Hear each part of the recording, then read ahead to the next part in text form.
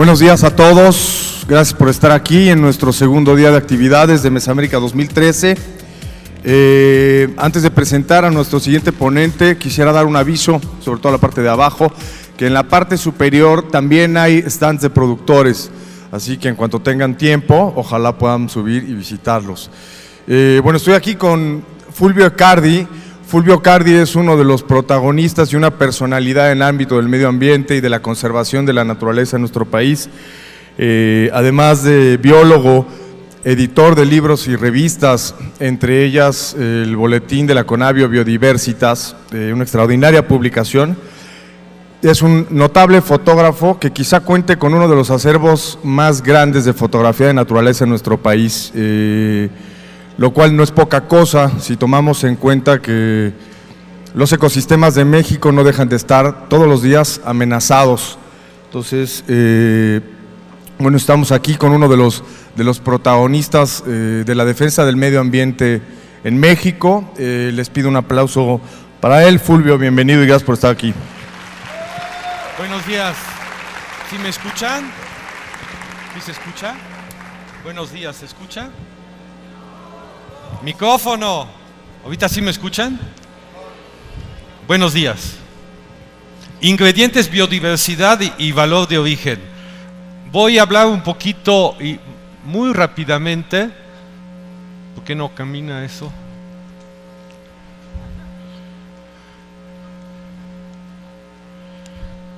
¿Qué hago?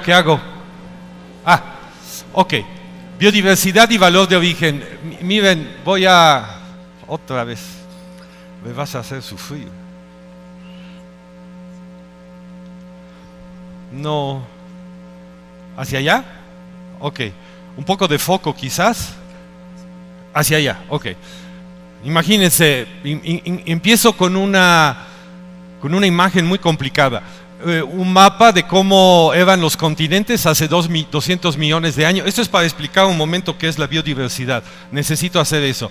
Los continentes estaban juntos, nació la vida, se empezaron a crecer las plantas, los animales, todos estaban juntos en un solo continente y luego se fueron separando. Lo que quiero es que vean esta parte. Aquí 80 millones de años estaba el continente de Norteamérica y lo que hoy día es Sudamérica, pero no existía México. Entonces lo que pasó es que... ¿A dónde apunto? ¿Ahí? ¿A la pantalla? ¿A la pantalla? ¿Qué hago?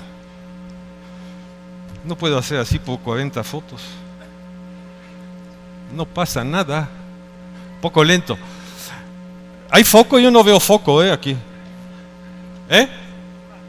Está fuera de foco, ¿verdad? ¿No pueden enfocar aquí las pantallas, por favor? Bueno, entonces lo que sucedió es que había flora y fauna en el norte del continente americano, en esta masa, y había flora y fauna en el sur. Es decir, en el norte estaban, para decir, los osos y los pinos, y en el sur estaban las ceibas y los jaguares. De repente estas dos masas continentales se juntaron y toda una serie de levantamientos, de plegamientos, de fenómenos de vulcanismos crearon a México. Y México, bien saben, tiene la cordillera, la Sierra Madre Occidental, la Oriental, el eje neovolcánico, la planicie de la península de Yucatán, que es caliza. Toda esta diversidad topográfica hizo que toda la flora y la fauna que estaba en la parte norte del continente, ¿me dan foco aquí, por favor? Del norte y del sur se juntaron en México y todas estas condiciones de clima, de geología, de topografía hicieron que México fuese un lugar de lo que llaman de megadiversidad. Sufro con esto. Pam, eso. Entonces, México es un país privilegiado por la diversidad de ecosistema, especies y la diversidad genética. Estos son los tres pilares de la biodiversidad. Los ecosistemas, es decir, los desiertos, las selvas, los manglares, los humedales, etcétera. Las especies, ¿no? Que tienes, en este caso hablaremos de maíz, frijol, son especies. y la variedad, porque en el maíz no hay una especie, hay muchas variedades de maíces. Entonces la diversidad genética, la de especies y lo de ecosistemas. Más del 15% de las especies de planta que se consumen como alimento en el mundo tienen origen en México. Clásico ejemplo, el maíz. En la imagen, en esta, lo que vemos es el teosinte, que es el antecesor de todos los maíces modernos. El teosinte es una planta perenne, todavía existe, está en la Sierra de Manantlán, y ahí a lo largo del tiempo, como nació la agricultura en México, los campesinos seleccionaban obviamente estas mínimas mazorquitas y cada vez plantaban la semilla más grande. Hoy día el maíz no es autosuficiente, es decir, si no hay la mano del hombre no se puede, no depende del hombre, ¿no? Entonces, los frijoles, desde luego, todos son originarios del país, y la calabaza. Y esta es la trilogía de la milpa, ¿no? Crece el maíz, luego cuando se seca, el frijol se trepa a la planta seca del maíz, y la calabaza, que es rastrera y cubre el terreno y mantiene la humedad del terreno. Esta trilogía hizo que naciera la agricultura. Ahí está la genialidad de la agricultura mesoamericana. Desde luego el chile es originario de México, es un solo género, Capsicum. Todos los chiles que están en África y en Asia vinieron de México, fueron los portugueses, los españoles que lo difundieron en el mundo. Y el aguacate, ahí hay un quetzal con un aguacate silvestre, es un género, una persea que está en los bosques de niebla en Chiapas, y el que tiene en el pico es el ancestro de todos los aguacates cultivados. La vainilla, la única orquídea comestible, muy ligada a la cultura, obviamente. Toda esta diversidad biológica, como se vio ayer, está ligada a la diversidad cultural, ¿no? Los jitomates, conocemos pocas variedades de jitomate. En realidad en todo México hay mucha disponibilidad de los famosos jitomates de milpa. Y el cacao. Entonces ahorita les cuento rápidamente unas historias para ver cómo ligamos todo. Cacao posiblemente no es originario de México, fue domesticado en México. ¿Qué significa? Que originalmente lo que vieron es que en las selvas de la parte norte de la región tropical de Sudamérica hay más diversidad genética de cacao que en la lacandona. Hay cacao silvestre en la lacandona, pero posiblemente llegó y quizás llegó hasta la región olmeca en Veracruz, y luego bajó con los mayas, y fueron realmente los mayas que le dieron un valor y un uso importante. Este es un códice prehispánico, ahí está en el códice Nuttall. Aquí me brincó una foto. Y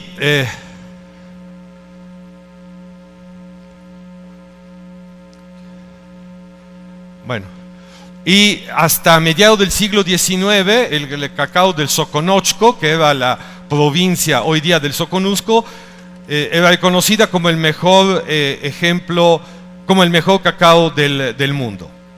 Las plantaciones de cacao son plantaciones tradicionales. Las plantaciones tradicionales de cacao son plantaciones de sombra. Entonces lo que ponemos ahí es que los agrosistemas de plantaciones de cacao pueden funcionar como lo que llamamos corredores biológicos. Entonces, lo que quiero hacer hincapié en esta historia es que los cacaotales, como se dicen, mantienen una cierta biodiversidad, mantienen la humedad del terreno, evitan la erosión, se produce un producto que tiene un valor en el mercado. Lo que es interesante de esta historia es que en los últimos años se han lanzado al mercado tablillas de chocolate al 70, 85, hasta el 100% de masa de cacao, de licor de cacao, como se dice en términos gastronómicos. ¿Y cuál es el problema? En el cacao hay 3 variedades en el mundo que se cultivan: el forastero, que es la gran producción en África, y que es astringente y no aromático; el trinitario, que es un pequeño porcentaje, que es mucho menos astringente y un poco más aromático, y el criollo. El criollo es un cacao que todavía existe en algunos países, pero estamos hablando del 0.2% de todo el cacao del mundo, y es blanco, es un cacao blanco, el blanco marfil, como le dicen, y no es astringente y es muy aromático. Espérense, yo no hice nada. ¿Me regresan una? Yo no hice nada. Eso. Entonces no lo estoy manejando yo. Entonces lo que es interesante es esto. Uno, a ustedes, ¿no?, que son chefs y serán chefs también de pastelería, etcétera, tenemos esta riqueza biológica en México que hay que redescubrir, hay que recuperar. Al mismo tiempo, una plantación del sistema tradicional es lo que protege la biodiversidad y es un producto que el mercado demanda. Entonces hay todo un campo de investigación y de trabajo en ese sentido. ¿La que sigue? Bueno, esto es un tema. El otro tema es la langosta, por ejemplo. Todo el mundo conoce la langosta. Todo el mundo sabe que las pesquerías están en crisis y que si vemos las gráficas se van para abajo, para abajo, para abajo. Pero poca gente sabe que en México hay 2 pesquerías de langosta, una en el sureste, por Siancán, otra en la parte central de Baja California, donde están las más viejas cooperativas pesqueras del país de los años 50, que su pesquería de langosta, en lugar de ir en disminución, aumenta. ¿Por qué? Porque lo manejan bien, porque miden el tamaño de la langosta, si son hembras que tienen huevecillo, la regresan al mar, hacen un buen manejo, se han repartido el espacio del mar y cada una trabaja y están certificadas por el Fisheries Stewardship Council. ¿La que sigue? Y esto depende de un muy buen nivel de organización social. ¿La que sigue? El 90% se exporta viva a Asia y desde luego ahorita últimamente que hemos tenido la oportunidad de hablar con estos pescadores, quieren entrar al mercado mexicano, pero si la gente no sabe, no conoce, no hay manera, entonces es una cuestión de conectar productores con consumidores. ¿La que sigue? El amaranto es la proteína casi ideal según la FAO. El amaranto quizás es una de las respuestas a la desnutrición en México, ¿la que sigue? Y se cultiva hace 7.000 años, luego cuando vinieron los españoles lo prohibieron porque había una ceremonia que parecía la comunión, hacían un ídolo, lo repartían, en fin, fue prohibido. Todo el mundo conoce a las palanquetas, pero el amaranto puede tener muchas otras aplicaciones en la cocina. ¿La que sigue? Se cultiva en cualquier tipo de suelo, de clima, de condiciones topográficas, la que sigue. Y hay muchos productores, sobre todo en estos, que la cooperativa Quali, que también está presente aquí arriba, que producen amaranto orgánico certificado internacionalmente. Entonces estamos hablando un poco del origen de las cosas, porque el amaranto no es el amaranto, como la langosta no es la langosta. ¿De dónde viene? ¿Quién la hace? ¿Quién la produce? ¿La que sigue? El mezcal, hace 20 años, ¿quién tomaba mezcal? Ahorita hay mezcalerías, se reconoce el mezcal como, de hecho el tequila es un mezcal de tequila, si ustedes ven la historia del mezcal, pero lo que es interesante, que es todo la que sigue, es todo un tema que hay que trabajar y explorar, es que el mezcal no se produce de una planta, se produce de 14 especies de agaves en diferentes partes del país, muchas son silvestres, entonces necesitas un manejo. ¿La que sigue?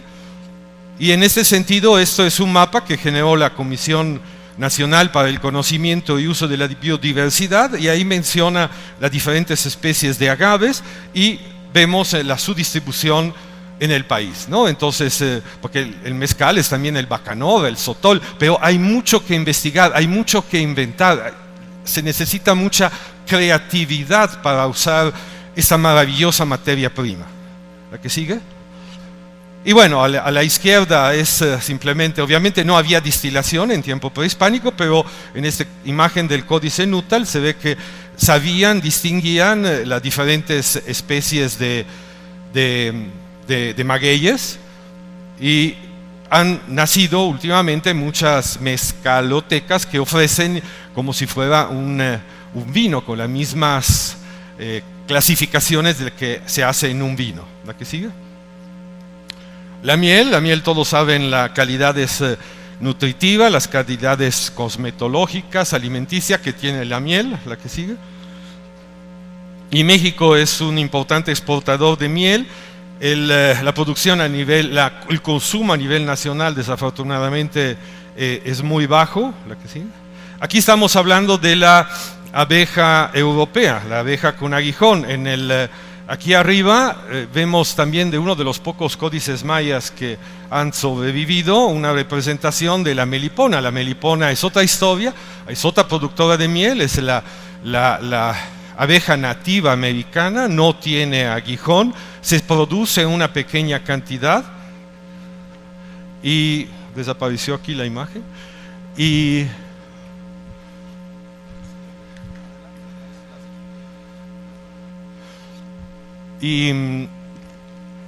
Pero la abeja europea que se introdujo cuando llegaron los españoles, hoy día produce muchas mieles, porque una cosa son las mieles multiflorales, otras cosas son las mieles de una sola floración. Aquí ese es otro cartel que hizo la Conavio de la diversidad biológica de mieles de la península de Yucatán, la que sigue, y la que sigue aquí, perdón.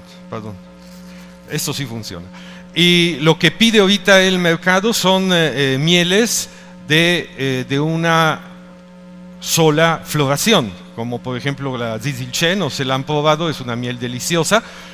Y en Europa, sobre todo en Alemania, que son grandes consumidores de miel, están pidiendo eso. Entonces también ahí es otra vez un potencial enorme que hay que seguir trabajando y explorando.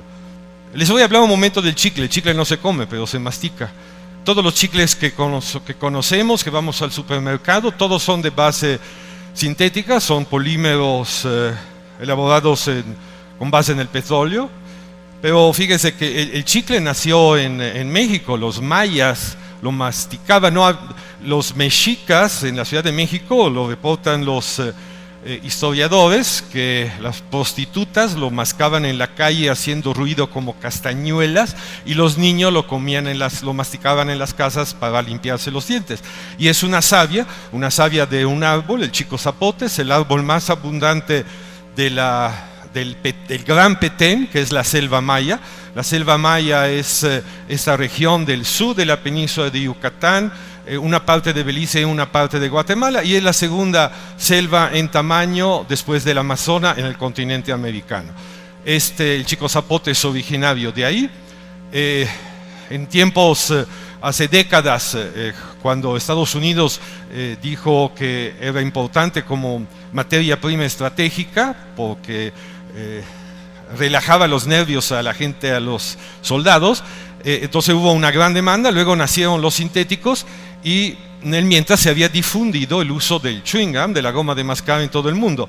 Pero fíjense que hoy día, hace unos 15 años, hay varias cooperativas que producen, que extraen el chicle del chico zapote entre Quintana Roo y Campeche. Ellos son dueños del bosque, dueño de la fábrica, dueño de la marca, dueño de la distribuidora. Entonces entramos en este tema que también mencionaba Carlo Petrini de lo justo en la línea, en la trazabilidad de un producto. Y el producto es orgánico, sustentable y biodegradable. Se vende en 17 países, no se vende en México todavía, en Estados Unidos. La idea es lanzarlo este año en ambos países. Finalmente el café. El café no es un producto de México. No es una planta originaria de México. El café, hay otra vez dos especies de café que se cultivan a nivel comercial en el mundo. Es el Robusta. El Robusta es originario de la cuenca del río Congo, y el Arábiga, que es originario de los altos de Etiopía. Llegaron a México. El Robusta finalmente tiene más cuerpo, tiene más cafeína, se usa mucho para el soluble, y el arábiga es el que tiene más aroma y es más refinado. Pero lo que es interesante en la historia del café es que es el primer commodity o producto agrícola en términos económicos, segundo solo al petróleo. segundo solo al petróleo. Entonces es una cosa muy importante como commodity y 1.000 millones de personas lo consumen. Y en México se produce en muchos estados tropicales, subtropicales, y siempre se produce en partes de gran diversidad biológica, donde son zonas emarginadas, y es el cash crop para la gente. Es decir, son zonas indígenas, emarginadas, de alta biodiversidad. Es una contradicción, hay mucha riqueza biológica y al mismo tiempo hay pobreza. 280,000 productores de café, la mayor parte son indígenas. México es posiblemente primero o segundo, ya saben las estadísticas, pero es uno de los más importantes productores de café orgánico certificado. Chiapas es el primer estado en cuanto a producción, y hay muchas organizaciones y cooperativas que producen este café de sombra. Regresamos un poco al tema, a lo que mencionaba del cacao, del agrosistema forestal. Entonces, otra vez, el sistema tradicional de cultivar el café es bajo sombra. Es decir, tú mantienes la sombra de lo que era el bosque, o eventualmente plantas una serie de árboles que dan sombra a la plantación, y esto defiende el suelo de la erosión, mantiene un buen nivel de biodiversidad. Entonces tienes un cultivo que tiene estas características, digamos, ambientales, pero también hay que ver quién lo produce, cuáles son las cooperativas, es decir, en el momento que vamos a comprar un café, tenemos que tratar de ver, de preguntar, de informarnos de quién lo produjo y cómo lo produjo. Entonces, otra vez ahí viene el tema del valor de origen. Y todo esto en una cadena en la cual sea sano para ti, sano para la sociedad y sano para el planeta, que es otra manera de ver las cosas. Y en ese sentido quiero mencionar que yo nací en Italia, ya tengo 36 años en México, realmente amo mucho el país y me siento muy mexicano. Y se habla del Chianti, del terroir, del terruño, como se dice en español, ¿no? Del Chianti, de la champaña. Bueno, pero pensamos también en los terroirs del café. ¿Qué es el terroir? El terroir es esta palabra francesa que identifica o define de alguna manera, muchos se usan en la enología, por esto hacía los ejemplos del Chianti o de la champaña, y es la interacción entre la geología, el suelo, el clima y la cultura de una determinada región. En este caso, esto es el terroir, se sigue viendo fuera de foco. Este es el terroir, esta es la milpa. Milpa es la comida, la autosubsistencia, es decir, el maíz, el frijol, el chile, todo está ahí. Y aquí donde vemos la vegetación, está el café, y es el cash crop, es la lana con la cual los campesinos compran los zapatos de la hija, el cuaderno, etc. Esto entonces es el terroir, pero el terroir no sabía nada sin la gente. En esta casa vive esta familia. Entonces, en estas dos imágenes estamos dando un poco la idea de lo que es el terroir. Y en esta búsqueda, ustedes que se van a dedicar a la cocina, saber los elementos con los cuales cuentan, tener presente la riqueza del país que te ofrece, tener presente también esta riqueza todavía no conocida, esta posibilidad de ser creativo, de inventar cosas. Yo siento que hay un potencial enorme. Entonces, ¿cuál es el papel del chef? El papel del chef es un opinion leader, una persona que da una opinión, es una líder de opinión. Eventualmente puede presentar en sus platillos cómo los ingredientes que usó son de origen o producidos de manera sustentable. Aquí hago un ejemplo, no es de un restaurante, esa es una comida que se organizó en el 2003 para la Organización Mundial del Comercio, lo organizó la Conavio, pero ahí vemos en el menú cómo están identificados de origen cada uno de los ingredientes, de los productos que se usaban en el menú. Y también el menú señalaba, era muy bonito, se decía historias para cenar, y de cada producto contaba la historia, decía dónde venía, en este caso la langosta, ahí lo ven en azul, ¿no? De dónde venía, y te contaba la historia de la langosta. Los clientes, la gente que va al restaurante ve, lee, se informa, demanda, se hace cultura, se hace comunicación. Y en ese sentido termino con una reflexión, que es una reflexión que es la base de un proyecto que estamos trabajando, en el cual dice: somos consumidores, alimentos, agua, papel, algodón, madera.